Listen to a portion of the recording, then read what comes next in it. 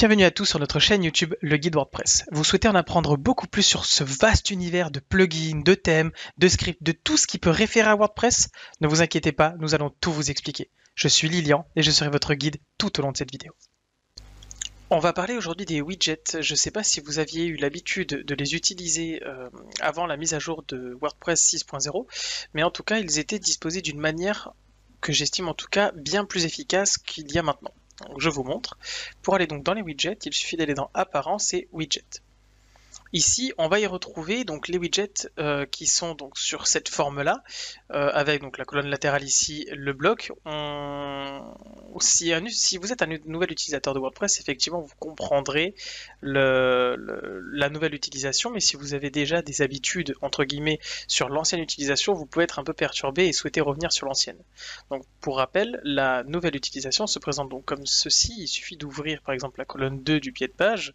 Donc, on sait que le pied de page est disposé en 4 colonnes, on prend la deuxième cette fois-ci, et on souhaite ajouter un bloc. Voilà. Là où avant on pouvait ajouter un bloc en drag and drop plus rapidement, ici par exemple, donc je vais prendre une image et je vais rajouter une galerie. Voilà. Là où il était facile de pouvoir modifier automatiquement l'emplacement des éléments avant, ici il faut cliquer donc sur le deuxième par exemple, puis sur la flèche du haut pour le faire remonter. Voilà. Et donc inversement, cliquez sur le premier pour le faire descendre, tout simplement. Il y a donc la possibilité d'avoir l'ancien affichage. Donc pour avoir l'ancien affichage, il suffit de se rendre donc sur Extension et on va ajouter donc Classic Widget qui est ici. Donc si jamais vous ne l'avez pas, il suffit de mettre Classic Widget ici, d'attendre qu'il recharge et de l'installer en cliquant sur le bouton et en appuyant une fois que l'installation est terminée sur Activer. Une fois qu'il est activé, il vous suffit simplement de retourner dans Apparence et Widget et vous y retrouverez votre ancienne page comme vous l'avez connue, pardon.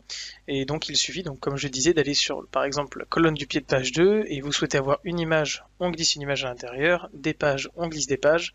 Et si vous souhaitez automatiquement, par exemple, bouger, intervertir les deux, il suffit simplement de drag and drop. Voilà, je trouve ça plus intuitif personnellement. Il y a tous les éléments sur la colonne de gauche, on voit naturellement tout ce qui se présente comme widget à nous, alors que sur la nouvelle version, pardon, on a directement quelque chose où il faut qu'on le cherche.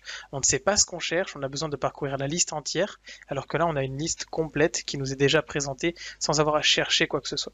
C'était un tuto présenté par mon-hébergement.fr. N'hésitez pas à visiter notre site internet pour plus d'informations et vous offrir enfin la possibilité d'avoir un hébergeur spécialisé WordPress à moindre coût.